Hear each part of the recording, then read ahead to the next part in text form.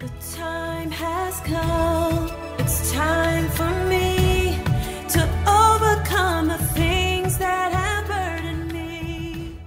I'm at the home of a dear friend of mine who I recently reunited with, Christa Burton, and I'm really moved and inspired to bring you her story today.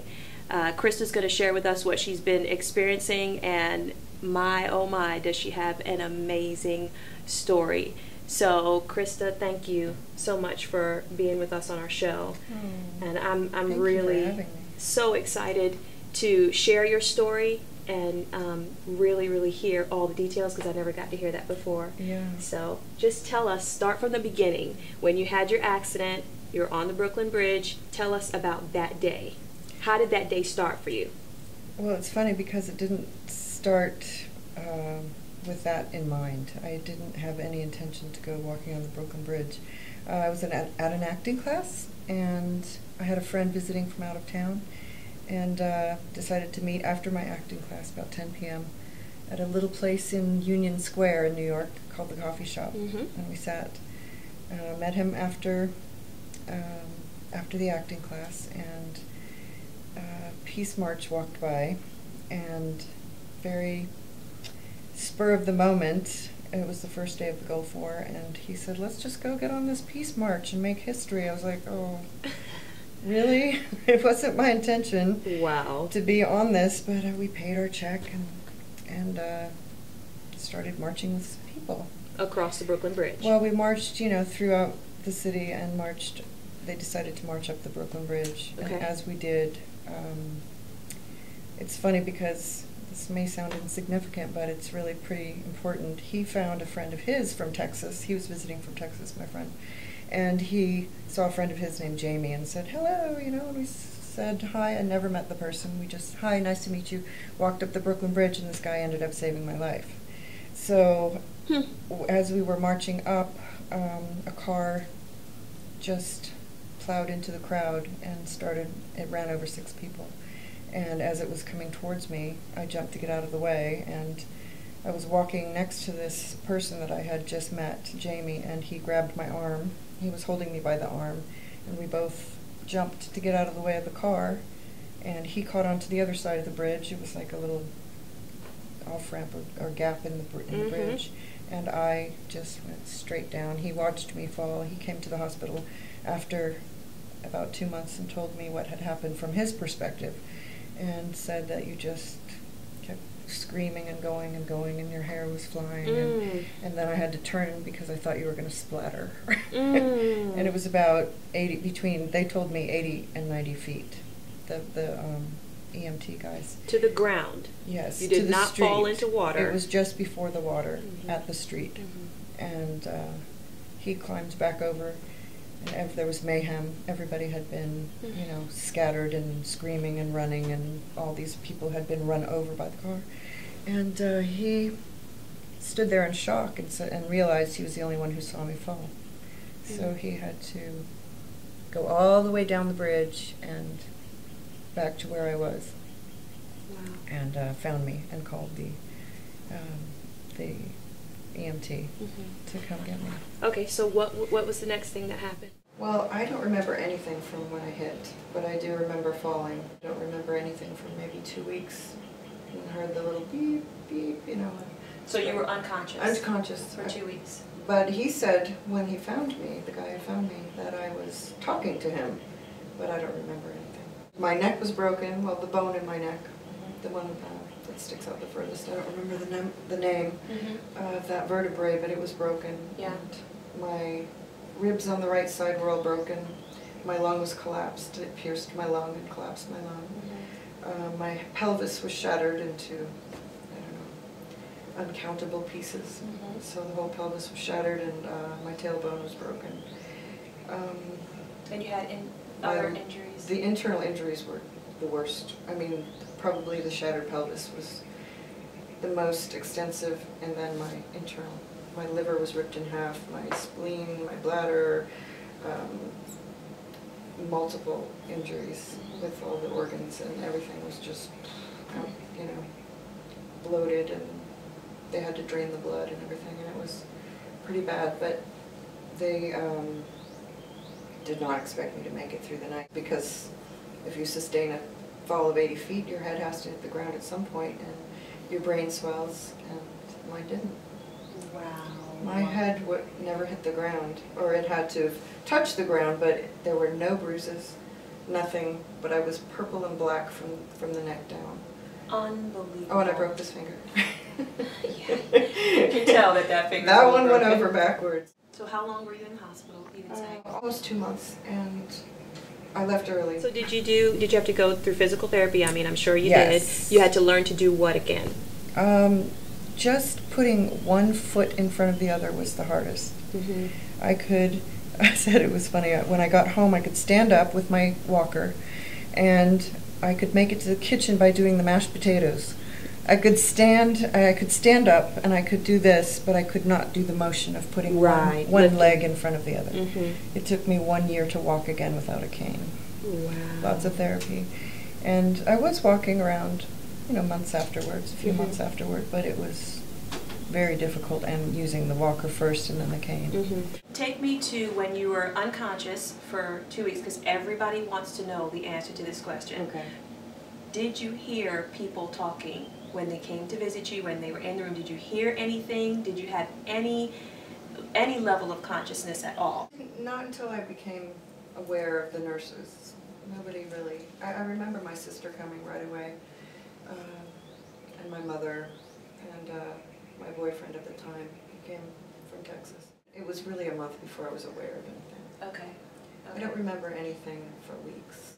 So what is your life like now? Well, maybe before you tell us about your life now, what has happened over these years? I mean, you healed and you were able to move forward with your life. Right. Well, my life changed a lot after that. I was 27 at the time, living in New York City, so it was a big party every night, and I was acting and modeling, and I was out at a big party for this designer or that actor or whatever every single night. There wasn't a night that I ever stayed home. Mm-hmm. So my life changed drastically. I had to reevaluate all my friends and realize that a lot of them were fair weather friends, and I didn't fit the image anymore of the person who was out, with a beehive and a fancy outfit on with all my friends and looking fabulous. So it was tough. So with what you went through, I'm sure now you're going to tell us where you are now, because it seems like years have passed by and now the injuries have caught up with you, with your body pretty much. Yeah. Tell us about that. I had years of course, after all the therapy and learning to walk again, I did pretty well for a lot of years. And then because of the extreme breaks in my hips, the shattered pelvis caused fusions, and it caused a lot of, I guess your body pumps out calcium and repairs, and it repairs layers and layers and layers of kind bone. of like scar tissue? Yeah, but on the bone, but made of bone. Okay. So it fused, my sacral joint is fused to my hips now, and it just kept going and going, and created a lot of problems with all the discs above that. There's so much pressure on them because there's no movement in the hips that they blow out. So maybe 5 years later, every couple of years I'll get a herniation disc problem, that causes a lot of pain, but I've never been down for more than a couple of weeks. And would have a shot of, an injection of steroids, or, a cervical block, or not cervical block, what is that called? I can't think of the medical term, but they give you a shot, and it's an epidural. Yeah. Yeah. And so that gives me a lot of relief, and I move on. And I get along very well. But after 20 years now, the stenosis, which is like the nerves are being crushed, surrounded and crushed. So now there's no movement of the nerves in between. They're just completely surrounded. So now I need surgery, because it'll never get better without the surgery. Right. I have several herniations and 2 discs that have this stenosis, and the herniations can be repaired temporarily with those injections, but they come back again. Right. So the other things can't be fixed with anything but surgery. So that's what I'm hoping for now. That's your next step. Yeah. I know that you have been a working woman, you know, all your life pretty much, I'm sure, outside of your time of recovery, and you've been working up until recently. I know maybe 4 months ago you were diagnosed with spinal disease. Is that what it is? Well, it's 2 herniations and 2 stenosis, I believe. I don't know if that's the right way to describe it, but it's stenosis of 2 of the discs. Okay. And my sacral joint is fused to my pelvis, so it's creates a lot of other problems too, like the discs blowing out a lot, which, you know, causes the herniations. So it's L2, 3, 4, and 5 that are affected right now. L2, 3, 4, and 5. Yeah, it's pretty painful. It's a lot going on. When the doctor saw the MRI in December, he said, "Oh, this is bad." He said, "This is not going to be fixed with anything but surgery." And they can, like I said, do the injections in the herniations, which helps a lot to shrink them and can help but it's temporary. But the stenosis, there's nothing to be done except surgery. They're just the nerves surrounded and crushed. And so the goal really is you're trying to work on getting the surgery. And I'm sure there are some challenges with that, health insurance issues and things like that. I've applied 5 times in the past 7 years, and I was turned down each time for what they said were various reasons. I'm sure that part of it was my history with my back. Right. Some of them were other excuses, and I'm not sure they were legitimate, but that has been a concern with how to handle all of this. Not qualifying for certain programs, you know, Medicaid, Medicare, all of that. I've applied for them. I've been twice to the offices. They say you don't qualify, and I can't get health insurance. And that's, I mean, I was able to get one plan, which was $1,800 a month. And of course, which is more than my rent. Yeah, who can afford that and afford their it. Bills? I mean, yeah, right. It's crazy. Yeah. Would you be so kind to take us through a day in your life, show us what it's like to live like this every day with this severe illness that you have? Sure. Okay. We'll take our time and get there. Okay. Thank you. Let's do it. Yeah. Let's go. So we're here in your room where you spend how many hours of your day? Almost all. I'm here most of the time. I'll get up for short periods. Most days, not all days though. Some days, like yesterday, pretty bad, and I couldn't get up.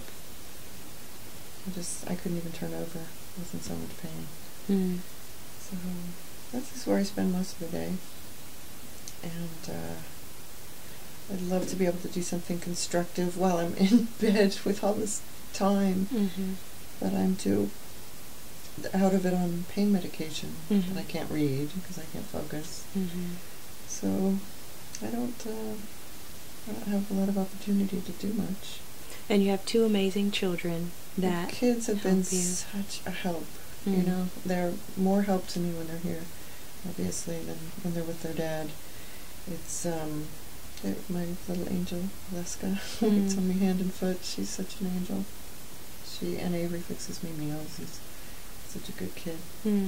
That's a blessing. Yeah.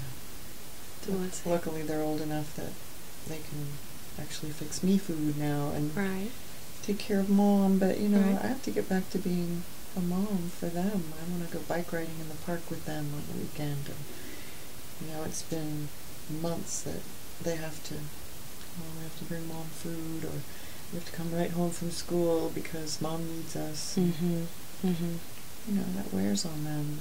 They've been so good about it. Not complaining. But they need their mom. Yeah. You know, I need to be able to take them to soccer. And I haven't driven in 3 months. I haven't driven my car in 3 months. Can't drive because my left leg is so weak and the nerve damage, and I'm on pain medication, so I'm not allowed to either. Mm-hmm. But that's a strain, having to get rides everywhere. Yeah. What about your time here in bed alone? I mean, I know that has to get, it almost probably feels like the room's just swallowing you up sometimes. It's actually really depressing after day, and, you know, friends come, and I have really nice, great friends who try to put in time, but nobody can spend months taking care of a friend. I have been able to make it to a couple of birthday parties. You know, took a few pain pills and got on my cane and had someone drive me, and, you know, I spent maybe an hour. I was done. I had to get back in bed, but and that's misleading too. People see pictures of me, and, you know, I like to dress up, put on makeup, make myself feel better. And you should. But they don't see how much pain I'm in. You know, I guess for the past 4 months I've been using this cane, and that's been the only indication to some people how much pain I'm in or what's wrong. And that's what, that was one of the first things I thought about, is you don't have a visible sickness. You don't have something that people can see, like if you had cancer or something like that. Not that you'd want that, but, you know, at least people can identify what it is you're going through. Back pain, we can't see that. So if you had one thing that you could share that you want people to know, what would that one thing be? Well, there are a lot of things, obviously, but just that, you know, because someone's dressed up or looks good in a photograph certainly doesn't mean they're not suffering. Well, our goal is to put your information out there, share your story, and, you know, let the world know what you're going through. And I know that people have a heart, and people will do what they can. I really do believe that. There is good in some people. I just want to tell you I'm so grateful that you've allowed us to share your story. And I know your heart, and I'm so glad we've reunited, and we're definitely going to give your information and post it, and that way people can, you know, make their decision on what they want to do. But you're a great girl, and I really, really appreciate you. Thank you. Thank you. Thank you. Christa's story is one that truly, truly impacted me. I can only imagine what it would be like to fall off of the Brooklyn Bridge, or any bridge for that matter. I cannot imagine the pain that she's experiencing every single day.